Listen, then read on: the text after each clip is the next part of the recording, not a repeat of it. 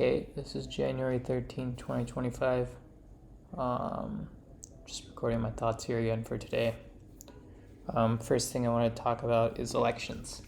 Right now in America and across the world, but I'll talk specifically about America, elections, the people who run in them are people who want to run in them, right? And so I think we got to ask ourselves a question about what are the incentives for making someone want to do public service.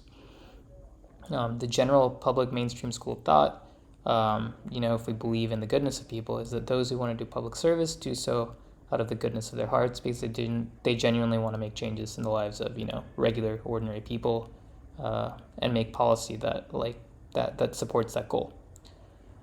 Thinking about it from a more cynical point of view, it doesn't seem that way. It seems like those who attempt to run for public office do so out of a desire to either enrich themselves, progress themselves, grab power, whatever it is, to my naive eye. And so it seems like the incentive structure isn't what it's popularly thought to be. So the crazy idea that I have is that elections should be like jury duty. We don't have a say in the matter of whether we're selected for jury duty. If we are selected, we as citizens have to show up and do our time, regardless of how long the trial takes, regardless of whether we're sequestered or not. So similarly to jury duty, I think there needs to be made a case that you are forced to serve for office. And I think that accomplishes a couple of things. First of all, it's like most people who are regular people just want to make a good living. They're not going to run for office because they don't have any sort of incentive or desire for this power. That doesn't give them utility. So by forcing people, regular people, to run for office, I think number one, you're eliminating the perverse incentive structure that gets people to run for office. Number two, you're sort of getting a more representative individual who might actually be able to advocate for their congressional districts, communities better, as opposed to, out of touch 70, 80-year-olds. And I'm not saying all congressmen or representatives are out of touch. I'm just saying the most prominent ones like Mitch McConnell, Nancy Pelosi, Chuck Schumer, these are people who are out of touch with their constituents. And number three, I think having random people run for office who are just selected sort of potentially takes big money out of elections. I think a large portion of the ability for candidates to raise money is the fact that they're either hand-selected by the establishment or the fact that they're prominent figures who have access to fundraising and businesses and contacts that the other candidates wouldn't. So I think maybe as an auxiliary effect, selecting random candidates would take the money out of government, but that's probably wishful thinking.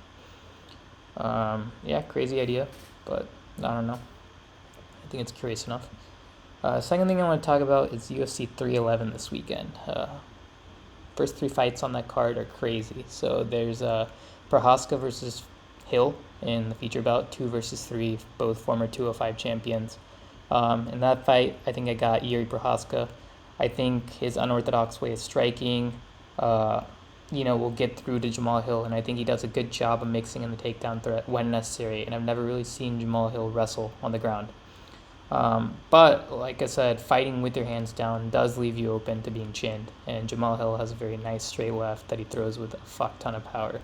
So curious to see how that goes. I think Prochazka takes it, but, since it's 205 and they swing and bang, Hill's always got a puncher's chance.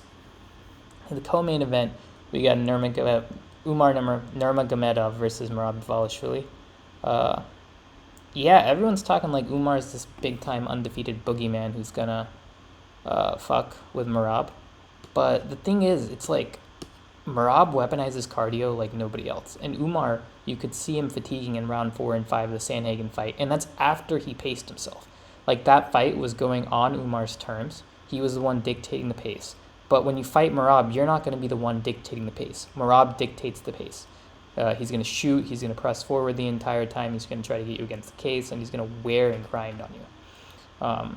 So Umar, I think, doesn't really have a no-doubt victory like people in the sports books are making him out to have.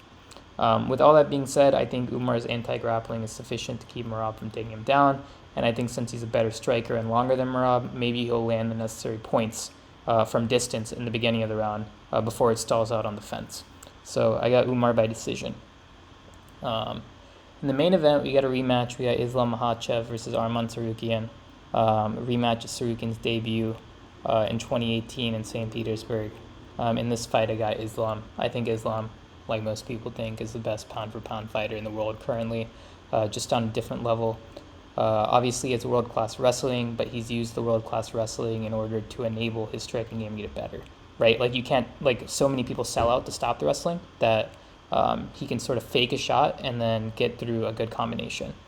He doesn't have knockout fuck you power or anything, but he's very clever at landing that straight left and also landing the high body kick and high head kick. With that being said, I don't really think he finishes Arman because Islam's a good submission artist, but Arman's a pretty good defensive grappler who defended against Oliveira's guillotine and Darce really, really well. So, yeah, I got Islam in 5. I think he's just too big, too strong, too well-rounded for Arman to beat. But Islam does seem chinny sometimes, and Arman does seem to have a vicious amount of power. Or maybe that was just Dariush's chin being chalked. I don't know. Islam in 5. Yeah, last thought I had today was pretty random. I was thinking about yogurt, right? Like, growing up, what I ate was that sugary shit, like standard, not Dannon, but Go-Gurts, Lunchable yogurt, etc. Very sugary, very tasty. And I was sort of addicted to it. But as I started getting older, I was introduced to Greek yogurt. And Greek yogurt's great because of its high protein content, variety of flavors, and I guess it has a lot of probiotics that are good for your gut health.